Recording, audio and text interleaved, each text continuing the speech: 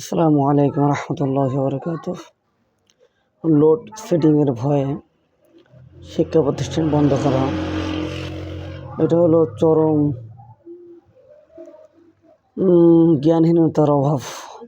কারণ একটা শিক্ষা প্রতিষ্ঠানে একটা ক্লাসে 3 থেকে 4টি ফ্যান চলে ক্লাস চলাকালীন সময়। শিক্ষার্থী থাকে 40 জন 50 জন, তো 10 জনের জন্য যদি একটি ফ্যান চলে, 40 জনের জন্য 4টি ফ্যানই চলে।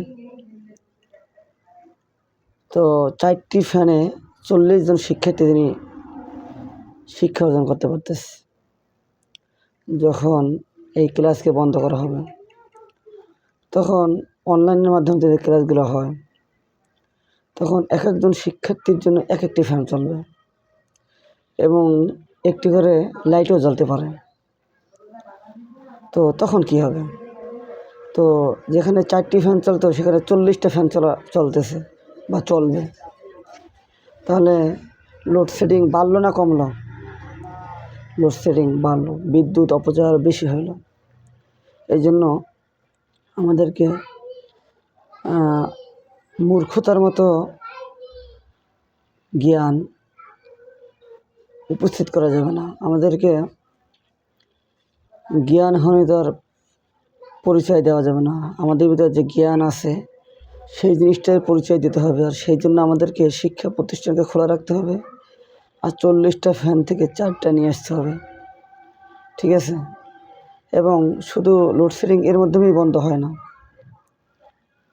লোডশেডিং আরও বন্ধ হবে যে সমস্ত কারণে, যেমন এসিগুলো বন্ধ করতে হবে।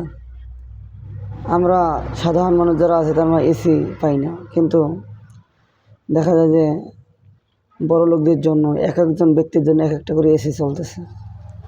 এসিগুলো বন্ধ করে দেওয়া হোক, কারণ এক সময় তো কারেন্ট ছিল না, তখন কি মানুষ বসবাস করে না? তো এখন কারেন্ট আছে, তো পাখার বাতাসই খাইলাম, কিন্তু সেখানে এসির বাতাস এক একটা ঘরে 3টা 4টা 5টা, এক একজনের জন্য একটা, এরকম যে এসি ব্যবস্থা করা প্রত্যেকটি বাসায়, এটা হলো লোডশেডিংয়ের বিশাল বড় কারণ।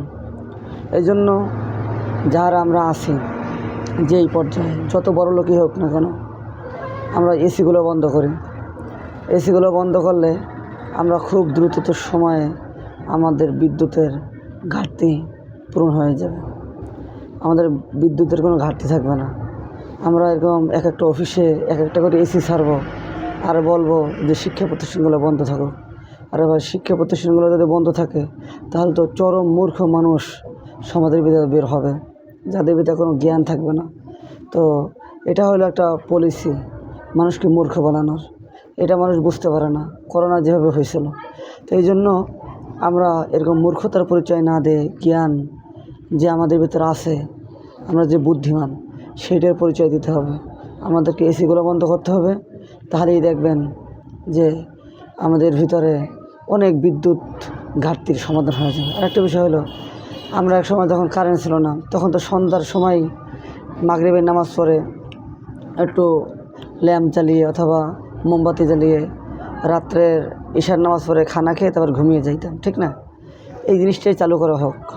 আমাদেরকে মাগরিবের পরে সমস্ত দোকানপাট সব কিছু বন্ধ করা হোক, সেটা শুধু একমাত্র সরকারি হাসপাতাল ব্যতীত।